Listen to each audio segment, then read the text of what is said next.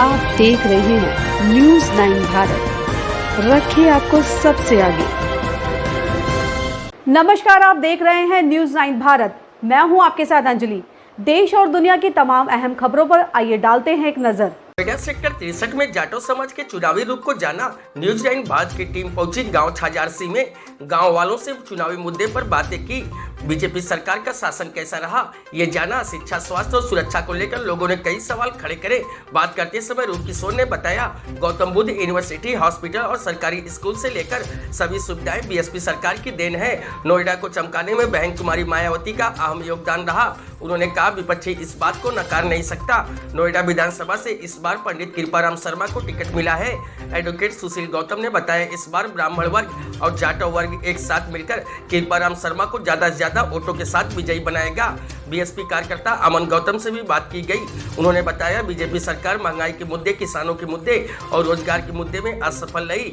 उपस्थित लोगों में युवा वर्ग से कपिल गौतम ने बताया, इस बार मुस्लिम वर्ग भी अधिक संख्या में बीएसपी पार्टी ज्वाइन कर रहा है। उन्होंने बताया, लोगों में बीजेपी सरकार को लेकर नाराजगी है जो कि चुनाव परिणाम को बदल सकता है। न्यूज़ 9 भारत से शिव पूजन शुक्ला के साथ नोएडा संवाददाता प्रदीप शर्मा की रिपोर्ट। नमस्कार, आप देख रहे हैं न्यूज़ 9 भारत। मैं प्रदीप कुमार शर्मा आज आया हूं नोएडा के सेक्टर 63 में छजारसी गांव में आज उपस्थित हैं। चुनावी माहौल है, लोगों की अपना अपना रुझान है। सभी पार्टियां चुनाव को लेकर मैदान में उतर चुकी हैं। देखा जाए तो 2017 में पंकज सिंह विधायक रहे यहाँ पर। 5 साल बाद फिर से चुनाव है और जनता का रुख किस पार्टी की ओर लेकर है ये देखना पड़ेगा। समाजवादी पार्टी भी अपनी जीत का दावा ठोक रही है। उधर बीएसपी ने ब्राह्मण चेहरा इस बार नोएडा से दिया है। ब्राह्मण वर्ग भी बहुजन समाजवादी पार्टी से जुड़ रहा है और अपना एक वोट बैंक जो कहा जाता है उसके साथ भी वो आश्वस्त हैं और जीत का दावा पेश कर रहे हैं।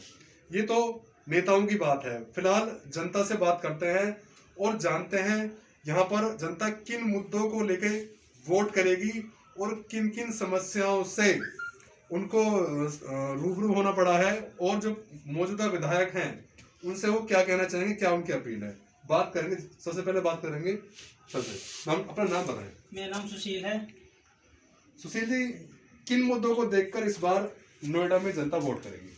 इस बार शासन प्रशासन को देखकर और सुरक्षा व्यवस्था को देखकर वोट की जाएगी। बीजेपी सरकार नोएडा में है जी। बसपा सरकार का क्या रवैया है और कहां तक देखते हैं उसको आप? बसपा सरकार में शासन व्यवस्था बढ़िया थी और स्वास्थ्य व्यवस्था बढ़िया थी, आपराधिक घटनाएं कम थी। लेकिन बीजेपी सरकार में आपराधिक घटनाएं बढ़ गई हैं। कुछ दिन पहले हमारे घर के बाहर से गाड़ी की 4 रुपये उतार लिए गए थे, लेकिन कोई सुनवाई नहीं हो पाई।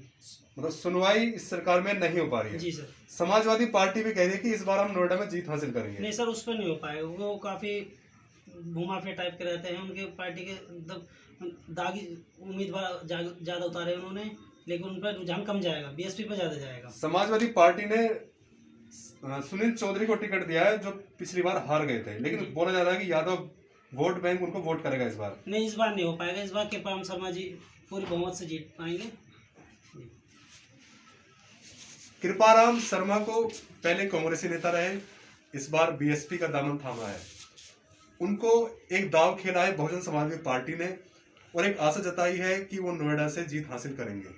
और भी कई मुद्दों को जानना चाहेंगे। मेरे साथ कुछ अन्य गांव के लोग मौजूद हैं, मैं उनसे बात करना चाहूँगा। नाम बताएं अपना। मेरा नाम किशोर गौतम है।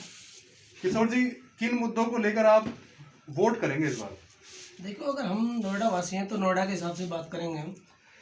अगर आप देखें तो हमारा आसपास का क्षेत्र अगर देखेंगे तो, और अगर हम शिक्षा की बात करें तो यहाँ देखिए क्या नाम है, बसपा की अगर हम बात करते हैं तो बसपा में पंचशील स्कूल बनवाए गए लड़कियों के लिए, बालिका इंटर कॉलेज बनवाए गए लड़कियों के लिए, लड़कों के लिए बालक इंटर कॉलेज बनवाए गए, गौतम बुद्ध की यूनिवर्सिटी बनवाई गई। अगर हम चिकित्सा की बात करते हैं तो आप देखिए अंबेडकर हॉस्पिटल जाकर देखिए 39 का कितना बढ़िया था, मल्टी स्पेशलिस्ट हॉस्पिटल बनाया गया है। वो सारी सुविधाओं से लैस था। जो हमारे उत्तर प्रदेश के जो वासी होते हैं वो अगर छोटा से छोटा ट्रीटमेंट कराने जाते हैं तो वो दिल्ली के लिए भागते हैं, दिल्ली के हॉस्पिटलों में भागते हैं। जबकि बसपा की अगर हम बात करें तो बसपा में ऐसा हॉस्पिटल बनवा दिया गया, नोएडा के अंदर सारी सुविधाएं दे दी गई कि कोई भी नोएडा वासी दिल्ली के लिए इलाज के लिए नहीं गया, चाहे छोटे से छोटे इलाज की बात हो चाहे बड़े से बड़े इलाज की बात हो, वो यहीं पर ही इलाज हुआ। तो शिक्षा की बात करें, चिकित्सा की बात करें, रोजगार की बात करें, चाहे सुरक्षा से बात करें या प्रशासन की बात करें, तो आप रिकॉर्ड अगर उठा के देखेंगे बसपा का, तो बसपा का जो रिकॉर्ड है वो हर तरह से बहुत ही मजबूत रहा है और दमदार रहा है। तो इसीलिए उनको वोट। तो आप बीएसपी के कार्यकर्ता भी हैं? मैं बीएसपी का कार्यकर्ता तो नहीं कह सकते, पर हम ये कह सकते हैं कि जो अच्छा लगेगा उसको ही वोट करें। फिलहाल आपने देखा बहुजन समाजवादी पार्टी की उपलब्धियों को जनता द्वारा गिनवाया जा रहा है। शिक्षा स्वास्थ्य को लेकर जो बीएसपी सरकार में सुविधा दी गई, उन मुद्दों को देखकर जनता इस बार वोट करेगी। मेरे साथ कुछ युवा जन भी हैं, मैं उनसे भी बात करूंगा और जानना चाहूंगा उनके बारे में। नाम बताएं। जी, कपिल जाटो मेरा नाम है। तो छजारसी गांव की अगर बात करूं तो कितना % वोट बैंक कृपाराम शर्मा को जाएगा इस बार? ज़्यादा से ज़्यादा तो कृपाराम जी के साथ ही हैं पूरे ग्राम छजारसी सेक्टर 63 में, और ब्राह्मण समाज भी काफ़ी योगदान करेगा इस बार। और जो अपना वोट बैंक अगर कहा जाए, जाटव समाज कहा जाए या फिर मुस्लिम समाज कहा जाए, तो वो भी इस बार वोट करेंगे बीएसपी? हाँ, बिल्कुल बिल्कुल। साहिबाबाद सीट से अगर देखा जाए तो मोमडन चेहरा बीएसपी ने उतारा है, तो उसका असर भी नोएडा में देखने को मिलेगा? हाँ, बिल्कुल मिलेगा। तो मुस्लिम वोट बैंक भी वोट करेगा? हाँ, मेरे साथ में काफ़ी युवा हैं जो मोमडन है, मेरे फ्रेंड हैं, वो बसपा के साथ हैं एकदम। अच्छा, मेरे साथ कुछ लोग और भी हैं, मैं उनसे भी बात करना चाहूँगा। बीएसपी पार्टी एक क्षेत्रीय पार्टी अगर पहले देखी जाती थी, अभी जनाधार बढ़ चुका है तो लोग इसको राष्ट्रीय स्तर पर देखना चाहते हैं। मायावती का योगदान अगर देखा जाए तो इस साल कुछ लेट हो गए हैं वो प्रचार करने में, क्या ये सही बात है? ऐसा कुछ भी नहीं है कि लेट हो गए। ये तो बहन जी ने अपने अपने जो भी कार्यकर्ता उतार रखे हैं वो कर भी रहे हैं, मेहनत भी कर रहे हैं। बहन जी सोशल मीडिया पे भी एक्टिव हैं, ट्विटर पे भी एक्टिव हैं, और काफ़ी बहन जी का काफ़ी जोर और हुल्ला भी है। और जहाँ तक आप देख भी सकते हैं कि हर एक समाज का वर्ग बहन जी के साथ में कंधे से कंधा मिला के चल रहा है। आप आंकड़े ही गिन सकते हो कि कितना अत्याचार किस किस समाज पे हुआ है। ये नहीं कि बीजेपी में कि ब्राह्मणों पर भी अत्याचार हुआ है, ऐसा नहीं है कि ब्राह्मणों पर अत्याचार नहीं हुआ है। बीजेपी सरकार में सबसे ज़्यादा अत्याचार ब्राह्मणों पर भी हुआ है। अभी 2 दिन पहले की घटना मैं आपको बता देता हूँ। पंकज सिंह के जो विधायक हैं यहाँ के, पंकज सिंह जी, उनके भाई का एक सम्मेलन था यहीं पे ही नोएडा 63 के अंदर। उनके जो कार्यकर्ता हैं, वो जो भी मतलब पिछले वर्ग हैं, जो बैकवर्ड के लोग आते हैं, उनको चूड़े चमार कहते हैं। अब भी उनके मन में इतनी मानसिकता है कि कुछ कह नहीं सकते, और कुछ कहने को लायक है भी नहीं मतलब कि। और बहन जी के शासन में देखा जाए तो स्वर्ग समाज को भी आप देख सकते हैं कि कितना मतलब बढ़िया नेचर था बहन जी का। विधायक हैं यहाँ से पंकज सिंह, अभी चुनाव प्रचार में है। इससे पहले भी छजारसी में दिखाई दे कभी?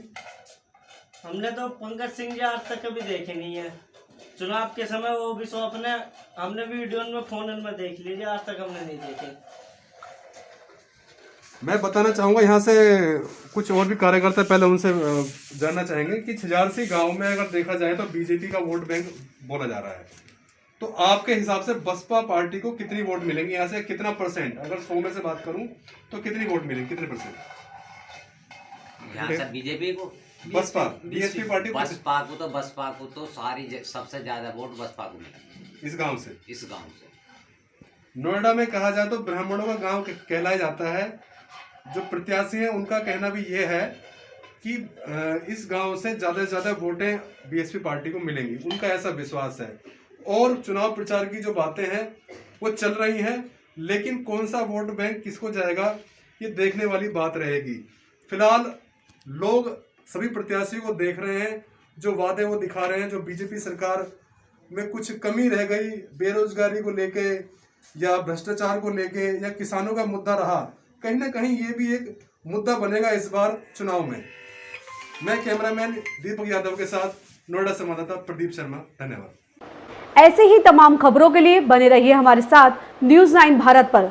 अब चाहूंगी इजाजत, नमस्कार।